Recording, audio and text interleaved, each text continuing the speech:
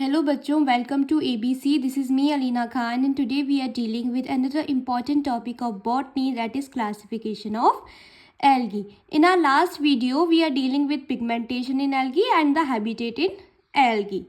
So let's start our new topic, that is classification. So as you all know, in our first video in which we have started the phycology unit, we will deal with different characteristics of algae, as they have different type of pigments, they have different type of nature of food reserve, they have different type of habitat, etc, etc. So on the basis of these characters we have divided the algae. Okay, so दो scientist आए हमारे जिन्होंने algae को classify किया. बेटा classification क्यों करते हैं हम किसी भी चीज़ का?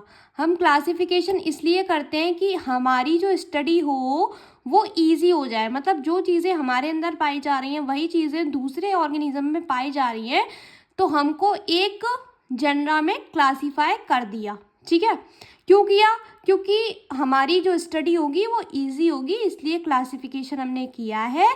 तो इसलिए ही हमने एल्गी को भी दो साइंटिस्ट के द्वारा एल्गी को क्लासीफाई किया गया.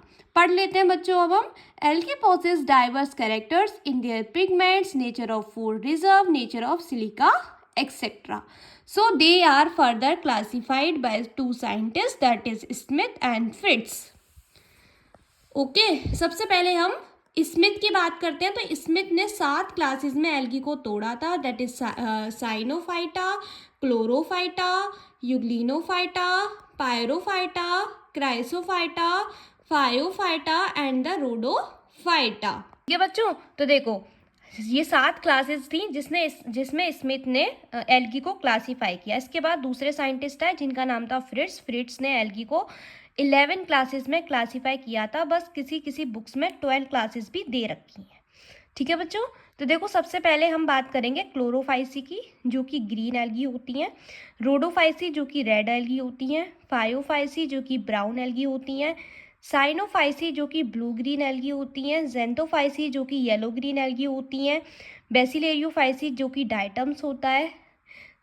7वीं क्लास है हमारी यूग्लिनोफाइसी, 8वीं क्लास है क्राइसोफाइसी जिसको हम ऑरेंज एल्गी बोलते हैं, 9वीं क्लास है क्लोरोमोनिडियाई, 10वीं क्लास है क्रिप्टोफाइसी, 11वीं क्लास है डीनोफाइसी और 12वीं क्लास है यूग्लिनी.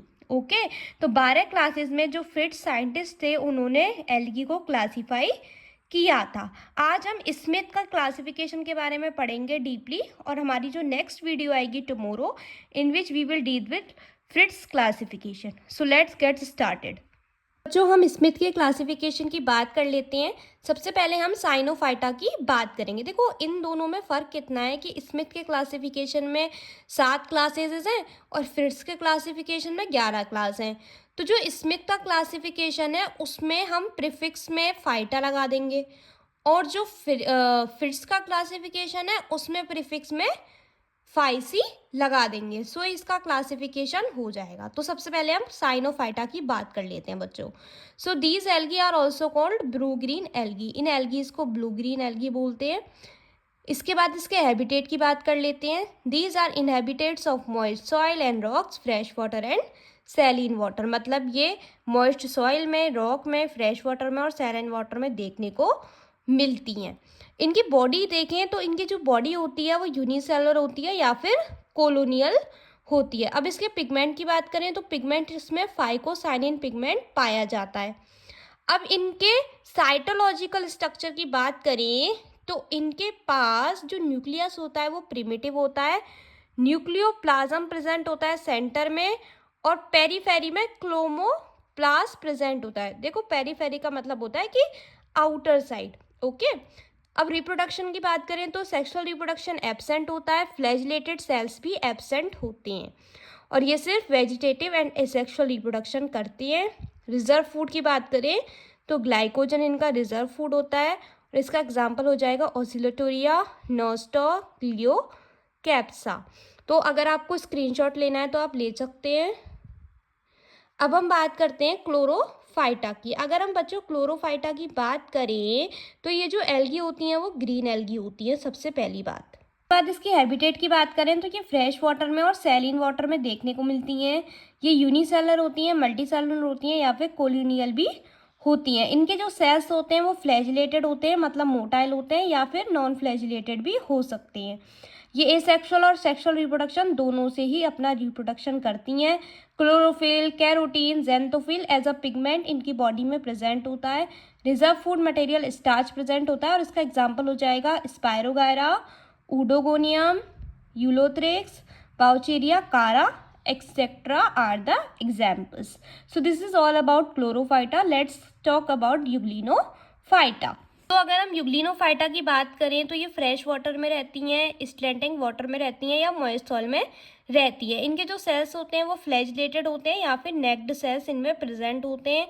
इनके पास प्रोमिनेंट कलर्ड प्लास्टिक प्रेजेंट होती है। सेल डिवीजन लॉन्गिट्यूडनल देखने को मिलता है। इनका रिजर्व फूड पैरामाइलियम होता है, कार्बोहाइड्रेट, और इसका एग्जाम्पल हो जाएगा euglena. Let's talk about pyrrophyta. तो पायरोफाइटा में अगर हम बात करें हैबिटेट की तो इनकी जो हैबिटेट होती है वो मैराइन होती है, मतलब सी वाटर में रहेंगी, और यूनिसेलुलर होते हैं, मतलब एक कोशिकीय होते हैं. इनके पास दो अनइक्वल फ्लैजिला प्रेजेंट होती है, दैट इज टिंसल और विप्लस, कोई भी प्रेजेंट होगी बट वो अनइक्वल प्रेजेंट होगी. इनके पास येलोइश ग्रीन और येलोइश ब्राउन कलर के पिगमेंट प्रेजेंट होते हैं. सेक्सुअल रिप्रोडक्शन कम देखने को मिलता है.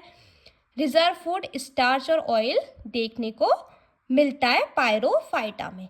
Let's talk about Chrysophyta. देखो बच्चों, अगर हम क्राइसोफाइटा की बात करें तो जो क्राइसोफाइटा होती है उसमें डायटम्स वाली एल्गी आती है, ठीक है.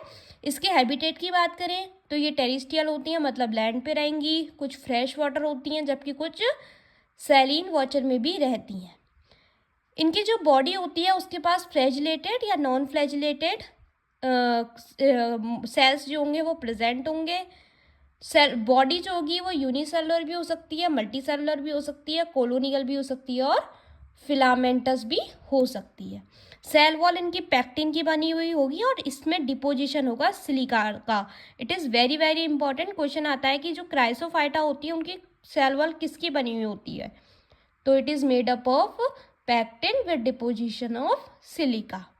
पिगमेंट इसमें कैरोटीन प्रेजेंट होता है और ज़ैंथोफिल प्रेजेंट होता है. रिजर्व फूड इसमें ऑयल और ल्यूकोसिन प्रेजेंट होता है. ओके, इसके बाद हम छठवीं क्लास की बात कर लेते हैं. जो छठवीं क्लास है हमारी फायोफाइटा, जिनको हम ब्राउन एल्गी भी बोलते हैं. इनके हैबिटेट की बात करें तो ये मैराइन होती हैं, मतलब सैलाइन वाटर में भी रहेंगी, मतलब सैलाइन वाटर में रहेंगी, मतलब सी वाटर में रहेंगी, समुद्र के पानी में रहेंगी. इनकी जो प्लांट बॉडी होती है वो लार्ज होती है और इसकी प्लांट बॉडी में फ्यूकोजैंथिन और फायोफिन पिगमेंट प्रेजेंट होता है. रिप्रोडक्शन की बात कर लेते हैं. तो रिप्रोडक्शन देखा जाए तो इनके पास आइसोगैमस और ऊगैमस टाइप का सेक्सुअल रिप्रोडक्शन प्रेजेंट होता है. एसेक्सुअल रिप्रोडक्शन भी इसमें प्रेजेंट होता है. और रिजर्व फूड इसमें कार्बोहाइड्रेट और ऑयल प्रेजेंट होता है. और इसका एग्जाम्पल की बात करें तो एक्टोकार्पस और फ्यूकस इसका एग्जाम्पल हो जाएगा.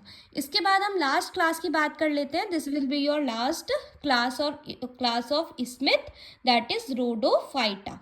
तो बच्चे, जो रोडोफाइटा वाली एल्गी होती हैं वो रेड एल्गी होती हैं, ठीक है, लाल कलर की एल्गी होती हैं. इनके हैबिटेट की बात करें तो ये मैरीन होती हैं, मतलब सैलाइन वाटर में रहेंगी, मतलब सी वाटर में रहेंगी. प्लांट बॉडी बहुत कॉम्प्लेक्स होती है. पिगमेंट फाइकोइलिथ्रीन प्रेजेंट होता है. आपको समझ आ रहा होगा ना फाइकोइलिथ्रीन क्या होता है. मैंने लास्ट वीडियो में पिगमेंटेशन पढ़ाया था, उसमें ये टर्म आई थी. मैंने बहुत अच्छे से एक्सप्लेन किया है उस टॉपिक को. अगर आपको वो पिगमेंटेशन वाला टॉपिक पढ़ना है तो मैं डिस्क्रिप्शन में लिंक दे दूँगी, उसमें जाके आप पढ़ लेना. इंपॉर्टेंट है एग्जाम के पॉइंट ऑफ व्यू से. शॉर्ट आंसर टाइप क्वेश्चन में पूछ लिया जाता है, इसलिए बोल रही हूँ, ठीक है. अब टॉपिक की बात करते हैं. तो देखो, रिजर्व फूड जो होता है वो फ्लोरिडियन स्टार्च देखने को मिलता है. This will is also very very important. Reserve food पूछ लेते हैं कि रोडोफाइटा का रिजर्व फूड बताओ वेरी शॉर्ट में, तो आंसर हो जाएगा फ्लोरिडियन स्टार्च. अब रिप्रोडक्शन की बात करें तो इनके पास ऊगैमस टाइप का सेक्सुअल रिप्रोडक्शन देखने को मिलता है. मेल गैमेट स्पर्मेटिया होते हैं और ये नॉन फ्लैजिलेटेड भी हो सकते हैं. इनके जो गैमेट्स होते हैं, एग्जाम्पल हो जाएगा बटराचोस्पर्मम और पॉलीसाइफोनिया. ठीक है बच्चों. So this is all about the classification of Smith. In our next video, we are dealing with FITS classification. If you have any doubt in this video, then let me know in the comment box. Thank you for watching. Have a nice day. Bye bye.